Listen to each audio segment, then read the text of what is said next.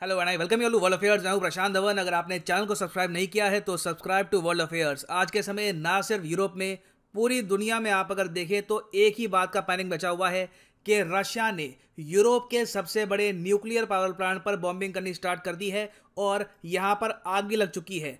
Ukraine ने openly ये कहा है कि अगर इसी तरीके से रशिया ने बॉम्बिंग करी तो कोई बड़ी बात नहीं है कि यहाँ पर एक रेडिएशन लीक भी हो सकती है। कई हजारों लाखों लोग हो सकता है कि इससे इफेक्टेड हो और पॉसिबिलिटी है यहाँ पर कि 40 से लेकर 50,000 लोग मर भी सकते हैं, क्योंकि यहाँ पर यूक्रेन के अथॉरिटीज ने यह कहा है कि जिस तरीके से ये न्यूक्लियर पावर प्लांट पे अटैक कर रहे हैं और ये जो पावर प्लांट का साइज भी बहुत बड़ा है, तो अगर चेरनोबिल में 4,000 लोग मरे थे तो यहाँ पर 40 से लेकर 50,000 लोग मर सकते हैं। और ये बात यूक्रेन की सरकार ने, इनके विदेश मंत्री ने हर जगह बोली है कि the Russian army is firing from all sides upon Zaporizhzhia nuclear power plant. ये है the largest nuclear power plant in Europe. अगर यहाँ पर विस्फोट होता है तो ये 10 गुना ज्यादा खतरनाक होगा चेरनोबिल डिजास्टर से। रशिया को इमीडिएटली यहाँ पर फायरिंग रोक देनी चाहिए और एक सिक्योरिटी जोन यहाँ पर एस्टैब्लिश करना चाहिए। और यूक्रेन ने यहाँ पर यह भी मेंशन किया है कि ये इतिहास में पहली बार हो रहा है जब किसी फॉरेन कंट्री ने किसी देश पे अटैक करके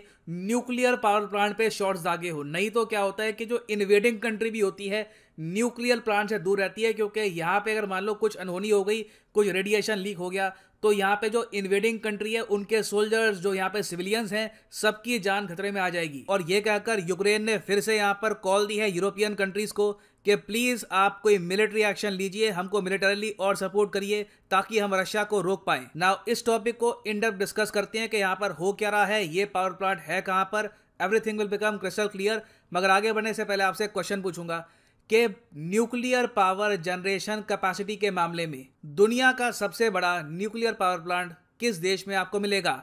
जापान, चाइना, यूएसए या फिर Mexico? The largest nuclear generating station in the world by net electrical power rating is located in. Comment section में करिए उत्तर। सही आंसर मैं आपको दूंगा वीडियो के एंड में।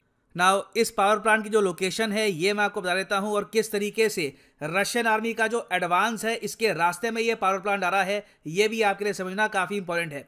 नाउ पहली बात तो ये है आपके सामने एशिया का मैप और ये है हमारा प्यारा भारत। मुझे याद है आज से 2-3 साल पहले जब मैंने पहली बार ये बोलना स्टार्ट किया था ना, ये है हमारा प्यारा भारत, तो कुछ लोगों ने लिखा था क्यों बोलते हो हमारा प्यारा भारत, गरीबी है, ये है, वो है।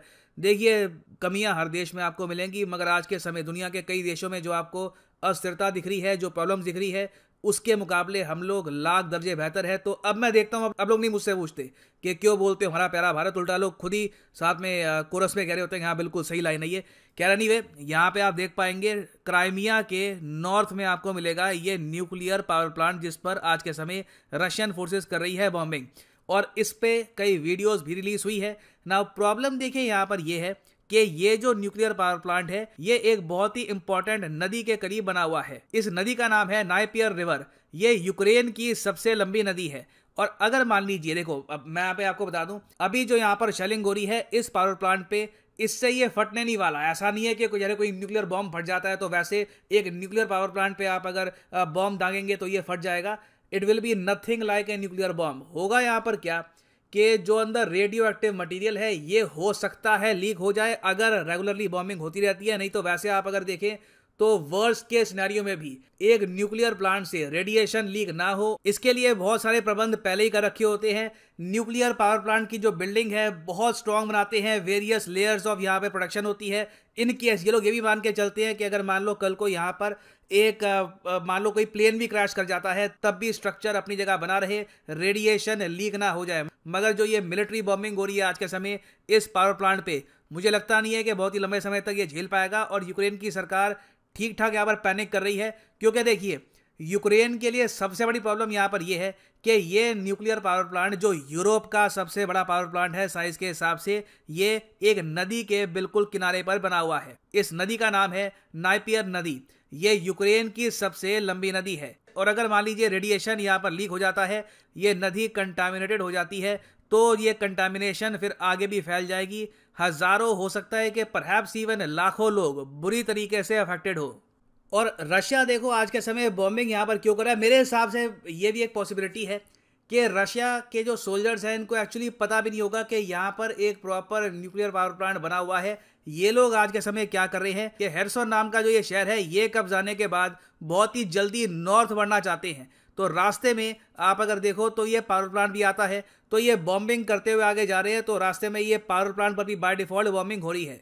और जो ये यूक्रेन की नदी है जिसके बारे में मैंने आपको भी मैप में दिखाया था, यहाँ पे आप देख पाएंगे ये इसका कोर्स है। अभी तक रशिया का जो भी मिलिट्री ऑपरेशन रहा है, जो भी इन लोगों ने कब्जाया है एरिया, ये आप देखोगे इस नदी के ईस्टर्न साइड पे हुआ है। ये रशिया कह रहा है कि फेज 1 है वॉर का, जब फेज 2 स्टार्ट ये लोग करेंगे तब नदी के इस पार का जो इलाका है इस पे ये लोग अटैक करना स्टार्ट कर देंगे। तो न्यूक्लियर पावर प्लांट पे अटैक को देखते हुए बोरिस जॉनसन और वेरियस और सिक्योरिटी काउंसिल के जो मेंबर हैं ये जाग गए हैं। ये कह रहे हैं एक इमरजेंसी यूएन सिक्योरिटी काउंसिल की मीटिंग बुलानी होगी।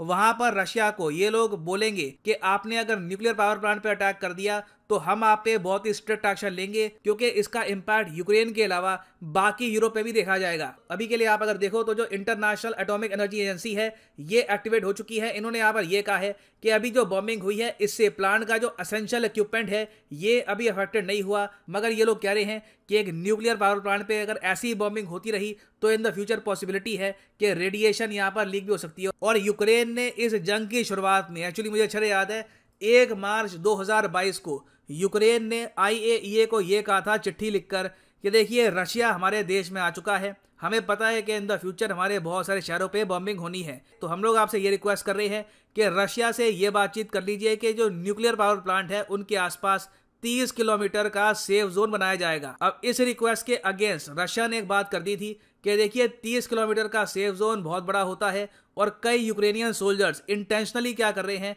कि रशियन सोल्जर्स पे जो शेलिंग करनी है, रशियन सोल्जर्स पे जो अटैक करना है, ये न्यूक्लियर पावर प्लांट के पास में कर रहे हैं, ताकि जब रिटेलिएशन में रशियन सोल्जर्स अटैक करेंगे तब पावर प्लांट पे भी कुछ यहाँ पर शेलिंग हो जाए। ये कहकर रशिया ने उस वक्त जो ये 30 किलोमीटर के सेफ जोन वाला प्रस्ताव है ये रिजेक्ट करवा दिया था। मेरे हिसाब से आज के समय नीड है कि कहीं ना कहीं हम एक सेफ जोन बनाएं। 30 किलोमीटर शायद थोड़ा ज़्यादा हो जाएगा, बट एटलीस्ट 5 से लेकर 10 किलोमीटर का तो हम एक सेफ जोन बना सकते हैं near the nuclear power plants. और अगर मैं बात करूं प्राइमरली यूएस की, तो मैं अब देख रहा हूं पहली बार यूएस में जो बहुत सारे सेनेटर्स हैं, जो वेरियस इनकी पार्टी के लोग हैं, ये कह रहे हैं कि व्लादिमीर पुतिन ग्लोबल सिक्योरिटी के लिए खतरा है। We have to take out this man, कि इस आदमी का कुछ करना होगा, नहीं तो हम सब के लिए ये सिक्योरिटी थ्रेट खड़ा कर देगा। और इस स्टेटमेंट के पीछे मेन रीजन है रशिया ने अब फिनलैंड और स्वीडन को ऑफिशियली वार्न करना स्टार्ट कर दिया है। रिसेंटली आपने न्यूज सुनी होगी कि रशिया के जो फाइटर जेट है ये स्वीडन के एयरबेसिस को वायलेट करके वापस रशिया में आ गए थे। ये स्वीडन को एक वार्निंग थी। और उसके अलावा रशिया ने चिट्ठी भी लिखी है और उसमें यह कहा है कि हमको सिक्योरिटी गारंटी दीजिए कि आप भी कल को नेटो को ज्वाइन नहीं करेंगे। तो ये देखिए बहुत ही मैं कहूँगा बड़ी डिमांड है। मैं ऑलरेडी इस पर एक वीडियो बना चुका हूँ कि रशिया की जो अगली वॉर होगी वो मोस्ट प्रॉब्ली फिनलैंड और स्वीडन के अगेंस्ट ही होने वाली है, क्योंकि ये जो दो देश है ये भी यूक्रेन की तरह नेटो के मेंबर नहीं है, मगर इनके यहाँ आज के समय बातचीत चल रही है यूक्रेन का हाल देखकर कि नेटो ज्वाइन कर लेते हैं। अगर रशिया ने कल को अटैक कर लिया तो कहीं ना कहीं बाकी कंट्रीज भी इनके डिफेंस में आएंगे। तो ये सब यूरोप में जो टर्मोइल चल रहा है, और मैं आपको ये बता दूं यूरोप में आज के समय जो भी हो रहा है इसको ओपनली अब इनका मीडिया कह रहा है कि ये यूरोप का 9/11 है। आपको पता होगा 9/11 के बाद जब यूएसए में 9/11 हुआ था उसके बाद से यूएसए कंप्लीटली बदल गया था। इन्होंने अपना डिफेंस एक्सपेंडिचर काफी बढ़ाया, कई मिलिट्री ऑपरेशंस हुए। अब जो यूक्रेन में आज के समय वॉर चल रही है ये देखकर यूरोप कह रहा है कि ये हमारा 9/11 है। यूरोप भी आज के बाद वैसा नहीं रहेगा जैसे पहले था। जर्मनी मिलिटराइज कर लेगा खुद को। कई कंट्रीज जो पहले काफी हद तक न्यूट्रल थी, डिफेंस में इतना नहीं खर्चती थी, ये बहुत ही बड़े स्केल पर डिफेंस में खर्चा करने वाली है। और ये सब देखकर ऑब्वियसली जो ग्लोबल स्टॉक मार्केट है इस पे भी आप इंपैक्ट देख रहे होंगे। चाहे इंडियन स्टॉक मार्केट हो, चाइनीज स्टॉक मार्केट हो, हर जगह एक ह्यूज ड्रॉप देखा जा रहा है। और देखो मैंने आपको बता दिया था जब ये वॉर स्टार्ट हुई थी उसी दिन कि ग्लोबल मार्केट क्रैश आएगा। आज भी आप अगर मेरा थंबनेल देख लो तो वहां पे मैंने मेंशन कर रखा है ग्लोबल मार्केट क्रैश अहेड। तब से लेकर अब तक आप अगर देखो तो मार्केट काफी हद तक क्रैश कर चुकी है। और अगर ऐसे इवेंट्स लगातार होते रहते हैं तो हो सकता है कि इससे भी बड़ा एक ग्लोबल मार्केट क्रैश आपको देखने को मिले ना। वापस आते हैं अपने एमसीक्यू की तरफ कि दुनिया का सबसे बड़ा न्यूक्लियर पावर जनरेटिंग स्टेशन आपको किस देश में मिलेगा। तो सही उत्तर इसका है option A, Japan is the right answer. यहाँ पे आप देख पाएंगे नाम है इस प्लांट का Kashiwazaki nuclear power plant. It is the largest nuclear generating station in the world. By net electrical power rating. और फाइनली यहाँ पर मैं ये भी ऐड कर दूं कि लाइफ में अगर आप एक बार प्रॉपरली चाहते हो कि यूपीएससी एग्जाम के लिए प्रिपेयर करना है तो कमेंट सेक्शन में जाओ, यहाँ पे आपको मिलेगा ये लिंक। इस लिंक में आप परचेज कर पाएंगे अनअकैडमी का यूपीएससी कॉम्बो कोर्स, जिसमें आप यूपीएससी प्रीलिम्स, मेंस, ऑप्शनल तीनों की तैयारी कर सकते हैं इन अ सिंगल पैकेज। सिंपली यहाँ पे आपको क्लिक करना है पिक ए प्लान पर। और अगर मान लो आप अगर एक कॉलेज स्टूडेंट हो, अगर आपके पास अभी टाइम है 2-3 साल का, आराम से 2024-25 के आसपास एक प्रॉपर अटेम्प्ट देना है यूपीएससी का, तो जो 24 या फिर 36 महीने का कोर्स है ये भी आप कर सकते हैं परचेज। मगर जो प्राइसेस यहाँ पर लिखे हैं पे करने की आवश्यकता नहीं है। सिंपली यहाँ पर कोड यूज करिए PD10 और प्राइसेस गिरने शुरू हो जाएंगे। The prices will start falling, so use the code PD10 and save money. So इसी नोट के साथ ये है वीडियो का अंत। Thank you for listening and as always God bless you all.